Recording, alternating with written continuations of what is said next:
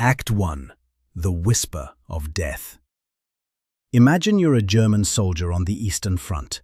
It's sometime in 1942. The sun went down hours ago. You're in your trench, trying to get some sleep before tomorrow's nightmare starts all over again.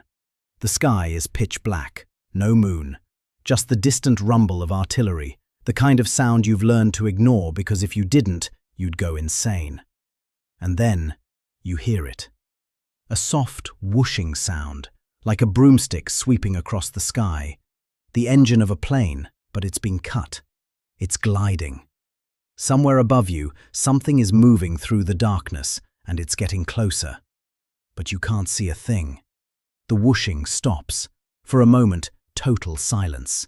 And then, an explosion. Then another. Then another. The bombs are small, but they are landing exactly where you are. In the chaos, someone screams, "Nachthexen!" Night witches. That's what the German soldiers called them. Because the only warning you got before the bombs hit was the sound of wind rushing past the wings of an outdated, fabric-covered biplane. A plane made of plywood and canvas. A plane so slow and so fragile that it should never have been used in combat. And yet, every single night, these planes came, flown by women, Soviet women, some of them still teenagers. The Germans were terrified of them, and they had good reason to be. Any German pilot who shot down a night witch was automatically awarded the Iron Cross. That's how much respect and fear these women commanded. Over the course of the war, this all-female regiment flew over 24,000 combat missions. They dropped 3,000 tons of bombs. 23 of them became heroes of the Soviet Union. And when the war ended, they were forgotten. Not by their enemies, but by their own country. But to understand how a bunch of teenage girls became the most feared night bombers of World War II, you have to start with one woman. A woman who was already a national hero before the war even began. A woman who looked Stalin in the eye and told him that women could fight.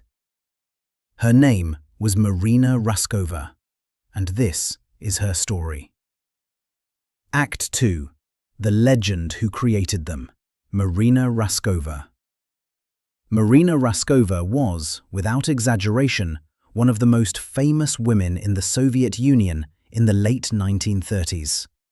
She was a pilot, a navigator, and a record breaker.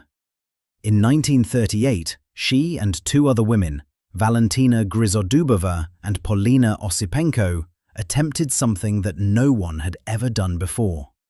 A non-stop flight from Moscow to the Far East, over 6,000 kilometers. The flight was a disaster. Thick clouds, icing on the wings, zero visibility. The radio went dead. The navigator's cockpit, that was Raskova's position, was open to the elements. She sat there for hours, freezing, her face covered in frost, navigating by dead reckoning. When the plane finally went down in a remote forest, Raskova had to bail out. She parachuted into the Tiger and survived alone for 10 days before finding her crewmates. When they were rescued, all three women became instant heroes. They were awarded the title Hero of the Soviet Union. They were on the front pages of every newspaper. They were proof, in the eyes of the Soviet public, that women could do anything men could do, and sometimes they could do it better. Then came June 22nd, 1941. Hitler invaded the Soviet Union, and Marina Raskova's phone started ringing. Not because the government was calling her, but because hundreds, then thousands, of Soviet women were calling her. They wanted to fight, they wanted to fly, and they had no way to get to the front lines. At the time, women were technically allowed to serve in the Soviet military, but no one was actively recruiting them for combat roles. The idea of an all-female combat unit was considered absurd by most of the male command. But Raskova had something that those generals didn't: the personal respect of Joseph Stalin. She wrote him a letter. She argued, forcefully, that women could be trained to fly combat missions, that they were eager to defend their country, and that the Soviet Union was losing pilots so fast that it couldn't afford to say no. Stalin agreed. He ordered the formation of 3 all-female aviation regiments, and he put Marina Raskova in charge. 3 regiments. The first was a fighter regiment, the 586th. The second was a dive bomber regiment, the 587th. And the third, Raskova's personal project, was the 588th Night Bomber Regiment, the unit that would become the Night Witches. Now, Raskova had her regiments. She had her orders. What she didn't have were pilots. So she put out a call, and the response was unlike anything the Soviet military had ever seen. Girls as young as 17 wrote letters begging to join. University students, factory workers, high school graduates. Some of them had never been in a plane before. Some of them had a few hours in a flying club. Almost none of them had any combat experience whatsoever. But they all had one thing in common: they were willing to die for their country. Raskova looked at this collection of schoolgirls and factory workers and made a promise. She would turn them into pilots. She had 6 months. Act 3. The Flying School in 6 months. The training took place at Engels, a small airfield on the Volga River. The conditions were brutal. The women arrived in summer dresses and light jackets, expecting uniforms. There were no uniforms. At least, not for women. They were issued male uniforms: boots that were 3 sizes too big, trousers that had to be cinched with belts, shirts that hung off their shoulders. They cut their hair short. They learned to walk like men, not because they wanted to, but because the military didn't have time to tailor clothes for girls. The training was compressed from the standard 2 years into 6 months. They flew from dawn until dark, then studied navigation and bombing theory by lamplight until midnight. They learned to fly blind, relying on nothing but a compass and a stopwatch. They learned to drop bombs from altitudes as low as 100 meters. They learned to navigate by the stars. And they learned to do it all in the Polikarpov P-02, a biplane that looked like it belonged in a museum, not on a battlefield. Let me describe this plane to you, because it's almost impossible to believe that anyone went to war in it. The P-02 was designed in 1927 as a crop duster and trainer. It was made of wood and fabric. It had an open cockpit, meaning the pilot and navigator sat exposed to the wind, the rain, and the freezing cold. Its top speed was about 120 kilometers per hour. To put that in perspective, most German fighter planes could fly 5 times faster. The P-02 was so slow that German pilots had trouble shooting it down. Their planes would stall if they tried to fly that slowly. There was no armor. There were no self-sealing fuel tanks. If a bullet hit the plane, it would go straight through the canvas. There were no parachutes, at least not at first. The women were told that parachutes were too heavy and took up space that could be used for bombs. Later in the war, some crews did carry parachutes, but many chose not to. The extra weight meant one less bomb. One less bomb meant one less chance to kill the enemy. The cockpit was so cramped that the navigator sat in the front and the pilot sat behind her. They communicated by shouting. The engine was so loud that they could barely hear each other. At night, in the cold, the temperature in that open cockpit could drop to -30. Their faces froze. Their goggles iced over. They got frostbite on their cheeks, their noses, their fingers. Some women lost toes. They kept flying anyway. The training was not just physically brutal. It was emotionally brutal. Not everyone made it. Some women washed out because they couldn't handle the flying. Some crashed. Some died in training accidents before they ever saw combat. And every time that happened, the others had to pick themselves up and climb back into the cockpit. Raskova was with them through all of it. She was tough, but she was also deeply respected. She called them her girls. She pushed them harder than anyone because she knew that if they weren't ready, they wouldn't survive. And by the spring of 1942, they were ready. In May 1942, the 588th Night Bomber Regiment was deployed to the front. Their first base was in the Donbass region of Ukraine.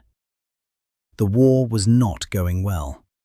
The Germans were advancing, the Red Army was retreating, and now a group of teenage girls with plywood planes were being sent to stop them.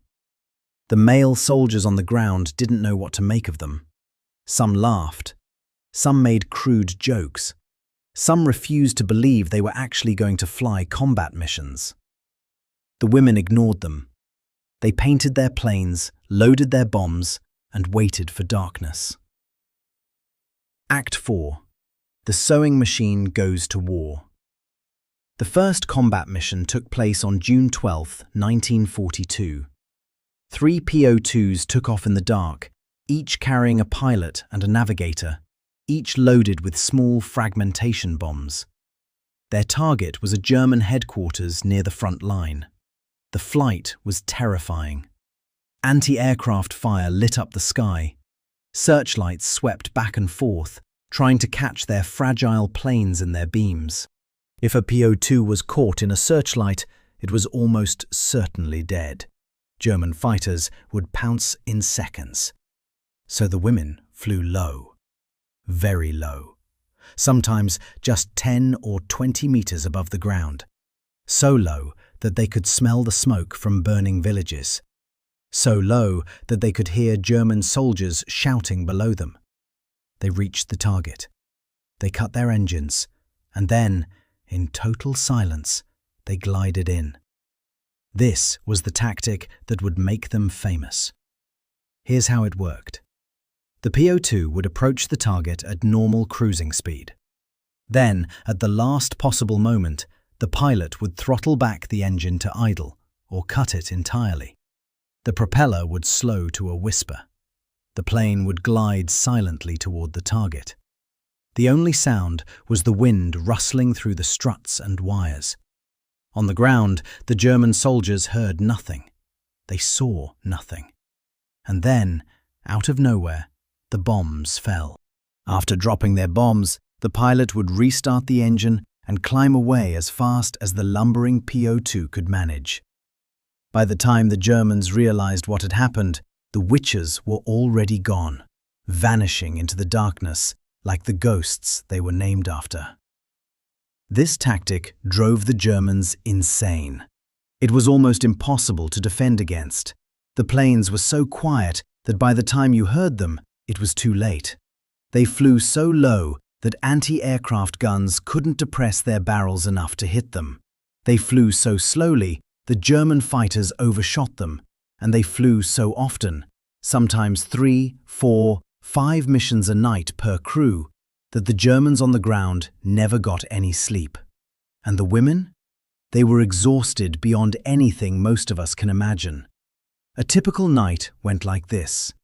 Take off, fly to the target, drop your bombs, fly back to base, land. Ground crew rushes out to rearm and refuel. You don't even get out of the cockpit. You sit there, shivering while they reload. Maybe you grab a bite of bread. Maybe you close your eyes for 2 minutes. And then you take off again, over and over, up to 18 times in a single night. By dawn, the pilots could barely walk. Their hands were frozen into claws around the control stick. Their eyes were red from staring into the dark. Their ears were ringing from the engine noise. They would stumble out of their planes, debrief with their commanders, and collapse into their bunks. And then, the next night, they would do it all over again. The psychological toll was immense. These weren't hardened soldiers. They were girls who, a year earlier, had been studying for exams and going to dances. Now they were dropping bombs on people. Now they were watching their friends die. And they did die. Not all of them, but enough. Over the course of the war, 30 women from the regiment were killed in action. Some were shot down by anti-aircraft fire. Some were caught by German fighters. Some crashed in bad weather. Some simply disappeared, vanished into the endless Russian night, their bodies never found. Every death hit the regiment hard. They were a tight-knit group. They flew together, ate together, grieved together. But they also knew they had to keep flying. There was no one else to take their place. One story from this period has stayed with me. It's about a pilot named Nadezhda Popova. She was one of the first women to join the regiment, and she would go on to fly over 850 missions, one of the highest totals in the entire Soviet Air Force. On one mission, Popova was caught by a German fighter. Her plane was hit. Her navigator was wounded. The plane caught fire. Popova managed to crash land behind enemy lines. She and her navigator crawled out of the burning wreckage and hid in a ditch. They spent the night there, listening to German patrols walking past, inches away. In the morning, they made it back to their own lines. Popova flew again that very night. That was the kind of resilience these women had. It wasn't that they weren't afraid. They were terrified. Every single one of them. But they flew anyway, because stopping meant letting their friends die. Stopping meant losing the war. Act 5. Tactics of Terror. Let's talk about the tactics in more detail, because what the Night Witches did was genuinely revolutionary. They weren't just brave, they were smart. They had to be. They were flying the worst combat plane in the war. The PO-2 carried a maximum of about 300 kilograms of bombs. That's tiny compared to the heavy bombers that could carry tons. So the Night Witches compensated with precision and frequency. One heavy bomber might hit a target once a night. The Night Witches would hit the same target 10, 15, 18 times in the same night. It was psychological warfare as much as physical. The Germans couldn't sleep, they couldn't regroup, they couldn't rest. The mission profile went like this. The regiment would send up groups of 3 planes at a time, spaced out in waves. The first group would approach the target area and identify where the German positions were. If the Germans turned on their searchlights, that told the pilots exactly where to drop their bombs. The second group would come in and drop their bombs on those positions. The third group would come in right after, targeting the fires that the second group had started. The Germans would send up flares, scramble fighters, spray the sky with anti-aircraft fire. And through all of this, more waves of PO-2s would keep coming. The key to their success was the glide attack. When a PO-2 was gliding with its engine cut, it was almost completely silent. The only sound was a faint rustle, like a bird's wings. The Germans learned to dread that sound. They called it the whisper of death. The glide attack required incredible skill. The pilot had to judge the distance to the target perfectly. Cut the engine too early, and you'd lose too much speed and stall. Cut it too late, and the Germans would hear you coming and shoot you down. And you had to do all of this in pitch darkness, without any of the navigation aids that modern pilots take for granted. No GPS, no night vision goggles, just a compass, a map, and your own 2 eyes. The navigator's job was equally demanding. She sat in the front seat, exposed to the worst of the wind and the cold. She had to keep the plane on course using landmarks, a bend in a river, the shape of a forest, the glow of a distant fire. She had to calculate bomb release times in her head because there was no computer to do it for her. And when the bombs dropped, she had to watch the impact and call out corrections. Long, short, left, right, hit. 2 words, just 2 words, shouted over the roar of the engine and the crack of anti-aircraft fire. And then the pilot would pull up and they'd head home, already planning the next run. The Germans tried everything to stop them. They set up night fighter patrols specifically to hunt the night witches. They brought in flak units with rapid-fire cannons. They offered medals and promotions to any pilot who could shoot one down. And yet, the night witches kept coming, every single night. The regiment was so effective that it earned the name Taman Guards, after the Taman Peninsula operation in 1943. They were renamed the 46th Guards Night Bomber Aviation Regiment, the highest honor a Soviet unit could receive. By the end of the war, the Night Witches had become one of the most decorated units in the entire Soviet military. And yet, if you ask most people today who they were, they'll give you a blank stare. But before we talk about what happened to them after the war, I want you to know some of their names. Because these women weren't anonymous soldiers. They were real people with real lives, real dreams, and real sacrifices. And they deserve to be remembered. Act 6. Faces of the Witches. Let me tell you about Yevgenia Zhigulenko. She joined the regiment when she was 20 years old. She flew 968 combat missions, nearly 1,000 times into the darkness over enemy territory. She was shot at, chased, and nearly killed more times than she could count. And she survived. After the war, Zhigulenko did something remarkable. She went to film school. She became a movie director. And in 1981, she directed a feature film called In the Sky of the Night Witches, a dramatized version of her own experiences. It was one of the first times that the story of the regiment was told to a wide Soviet audience. Zhigulenko spent her life making sure that her fallen comrades were not forgotten. She died in 1994, but her film lives on. It's on YouTube. You can watch it. And when you do, you're seeing the war through the eyes of someone who was actually there. Then there was Rufina Gasheva. She served as a navigator. In 1943, her plane was shot down over the Kuban region. She and her pilot survived the crash, but they were stranded behind enemy lines. They hid in a swamp for 2 days, avoiding German patrols, before making it back to their unit. Gasheva kept flying. A year later, over Poland, her plane was hit again. This time, the fuel tank exploded. The plane became a fireball.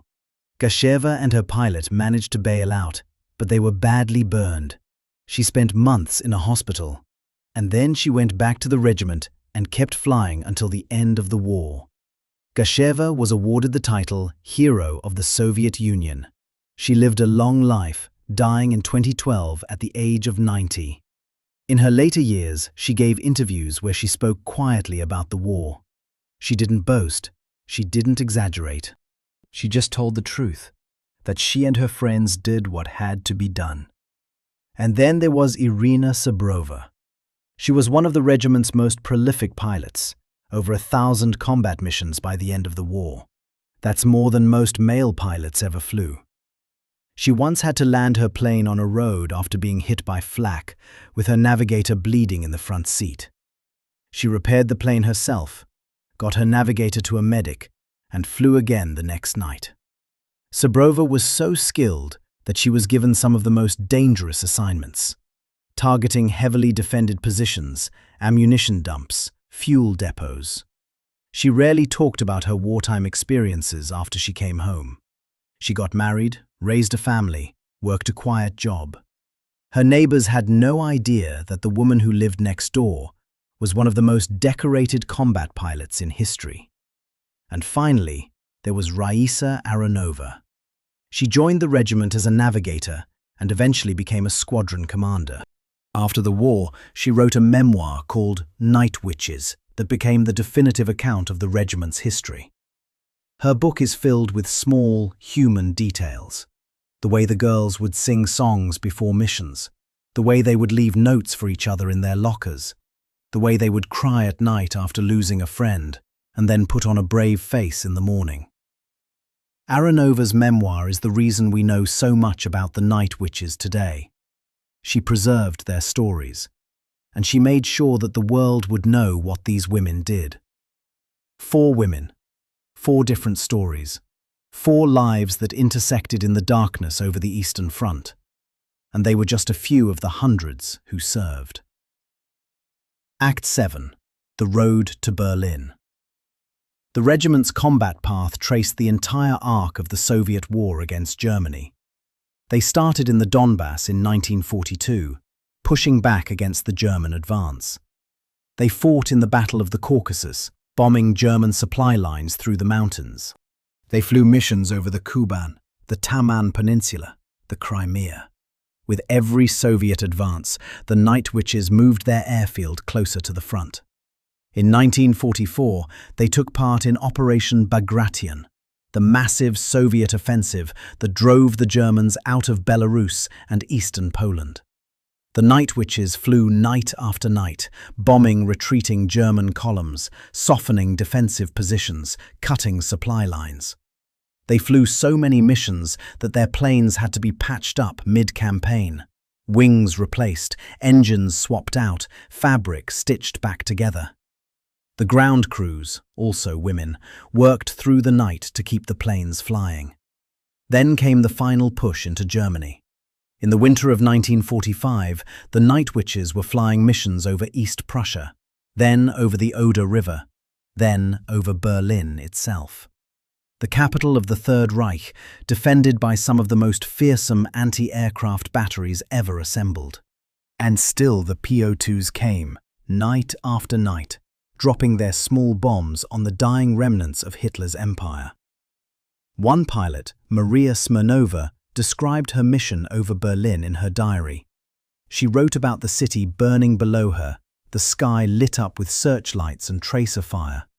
She wrote about how she thought of her friends who hadn't made it this far, the ones who had died in the Kuban, in the Crimea, in Poland. And she wrote about the strange, hollow feeling of dropping bombs on the capital of the country that had invaded her homeland 3.5 years earlier. It was justice, but it was also just sad. The regiment's final combat mission was flown on May 5, 1945. 4 days later, Germany surrendered. The war was over. The Night Witches had flown over 24,000 combat missions. They had dropped 3,000 tons of bombs. They had lost 30 of their own. And they had written themselves into history. Or so they thought. Because when the victory celebrations began, the Night Witches discovered something that left them heartbroken. Act 8. Erased from history. On June 24, 1945, the Soviet Union held its grand victory parade in Moscow's Red Square. Thousands of soldiers, tanks and aircraft were paraded in front of Stalin and the world's cameras. It was the moment of ultimate glory for the Red Army. The Night Witches were not invited. The official reason was that their PO2 planes were too slow to fly in formation with the other aircraft. Too slow. The same planes that had terrorized the Germans night after night, the planes that had proved so effective that the enemy offered medals just to shoot one down, those planes were considered unworthy of the victory parade. The women were devastated. They had fought for 3 years. They had lost friends. They had frozen in open cockpits, been shot at, been burned, been bombed. And when the moment came to celebrate their victory, they were told to stay home. Some of the pilots stood on the sidelines of the parade, watching the other regiments march past. They didn't cry. They were soldiers. But the hurt was real, and it stayed with them for the rest of their lives. After the war, the regiment was disbanded. The women went home. They got married. They had children. They took quiet jobs. Teachers, factory workers, clerks. Some of them never told anyone about what they had done during the war. Not because they were ashamed, but because the world didn't seem interested. The Soviet Union officially celebrated its war heroes, but the Night Witches occupied a strange, uncomfortable space in the narrative. Women in combat didn't fit the post-war Soviet ideal of femininity. The propaganda machine that had used their images during the war to inspire the nation quietly set them aside when the fighting stopped. It took decades for their story to resurface. The women themselves had to fight for their own recognition. They wrote memoirs. They gave interviews. They lobbied for monuments.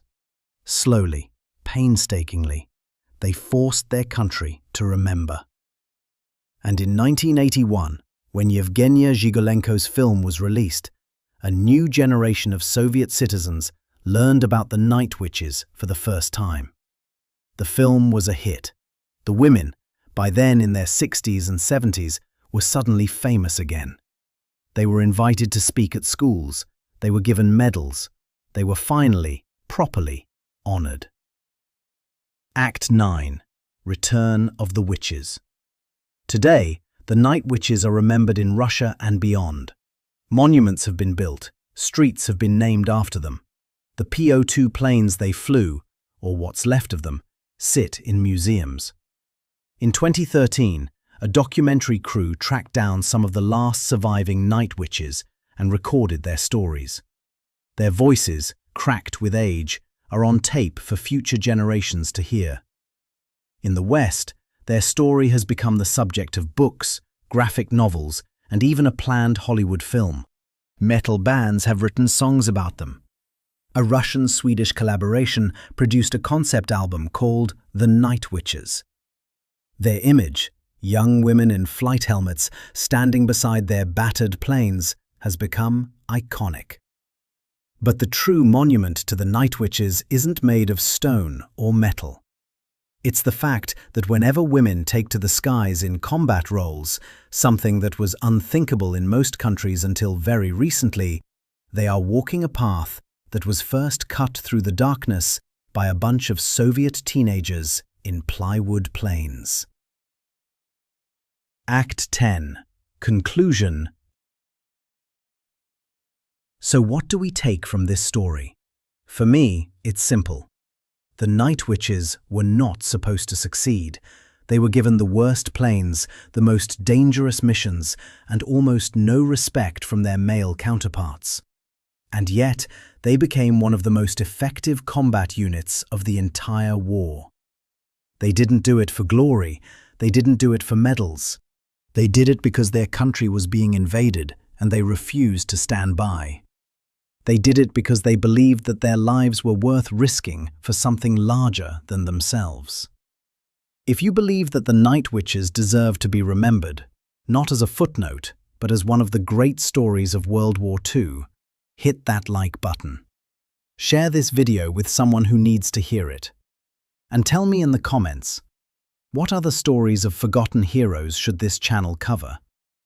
Subscribe, because there are more stories like this one, and we're going to tell every single one of them.